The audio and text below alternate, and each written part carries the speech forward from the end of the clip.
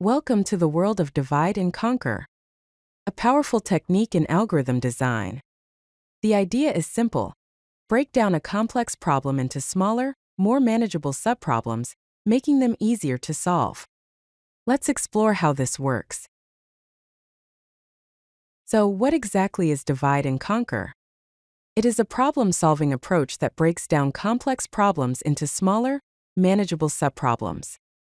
Then, it solves the subproblems independently. Finally, it combines the solutions to solve the original problem. This enables efficient algorithms for many computational challenges. Think of it as tackling a giant puzzle by first sorting the pieces and then assembling smaller sections before putting it all together. Divide and conquer follows three main steps. The first step is divide. Here, you break the original problem into smaller, similar subproblems that are easier to solve. Next up is conquer.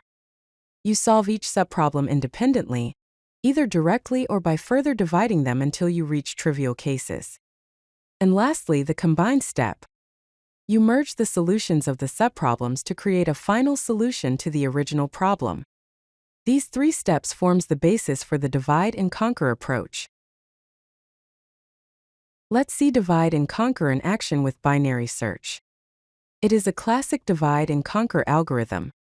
Binary search finds an element in a sorted array by repeatedly dividing the search interval in half. Here's how it works in code. We define a function binary_search that takes a sorted array ARR and a target value. We initialize left and right pointers to the start and end of the array. While the left pointer is less than or equal to the right pointer, we calculate the middle index mid. If the element at ARR mid equals the target, we return the index mid. If ARR mid is less than the target, we update the left pointer to mid plus 1, narrowing our search to the right half. Otherwise, if ARR mid is greater than the target, we update the right pointer to mid minus 1, focusing on the left half. If the target is not found, we return -1. So, in essence, divide, the search space is split in half with each step. Conquer. The middle element is checked. Combine. Here, there is no combination step needed in this case. Another great example of divide and conquer is merge sort. It is a classic divide and conquer algorithm for sorting arrays or lists. The algorithm divides the array into halves until each subarray contains only one element. A single element is already sorted by definition, hence it conquers.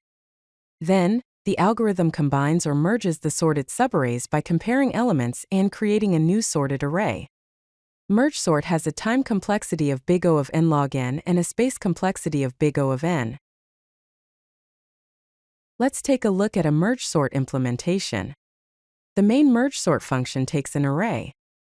The base case checks if the length of the array is less than or equal to 1. If so, it returns the array. Otherwise, it calculates the middle index and divides the array into left and right subarrays. It then recursively calls merge sort on both subarrays and combines the sorted subarrays using the merge function.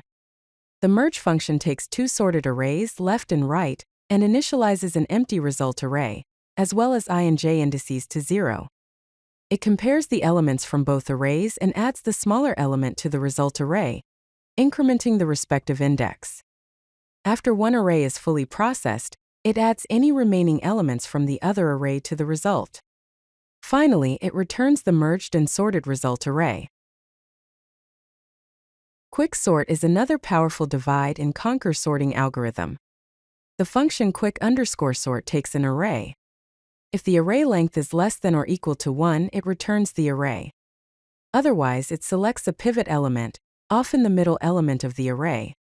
The divide step involves partitioning the array into three subarrays: left, middle, and right, containing elements less than, equal to, and greater than the pivot, respectively.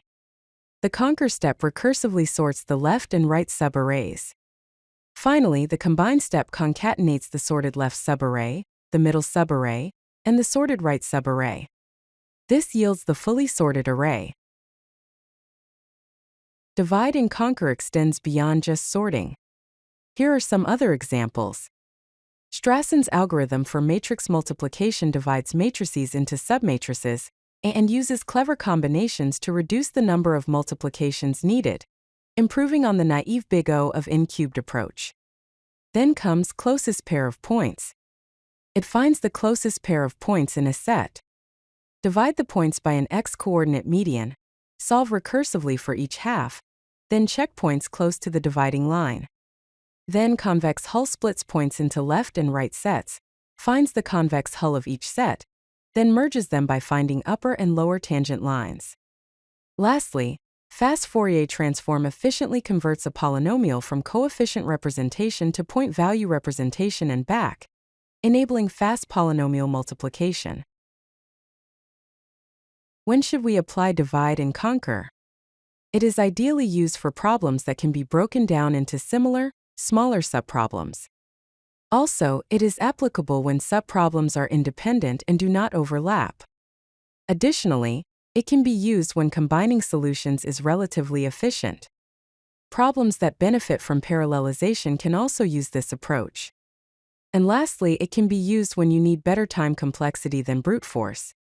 On the other hand, avoid using it for problems with overlapping subproblems where dynamic programming is more appropriate. Also, it should be avoided when the base case is too complex or inefficient. In addition, problems where division creates too many subproblems, or when combining solutions is too expensive or complex, should avoid this approach. Lastly, small problem sizes where simpler algorithms are more efficient also should avoid this. Let's recap. Divide and conquer breaks complex problems into smaller, manageable subproblems of the same type. The 3 steps are: divide the problem, conquer the subproblems, and combine the solutions. Classic examples include merge sort, quicksort, and binary search. Divide and conquer often leads to efficient algorithms with good time complexity, and is best suited for problems with independent subproblems that do not overlap. For further learning, explore algorithm visualization tools, practice problems and coding challenges, advanced algorithm analysis, online courses and video tutorials, and recommended books and research papers. If you like this video, hit that like button and don't forget to subscribe. Visit codelucky.com for more such useful content.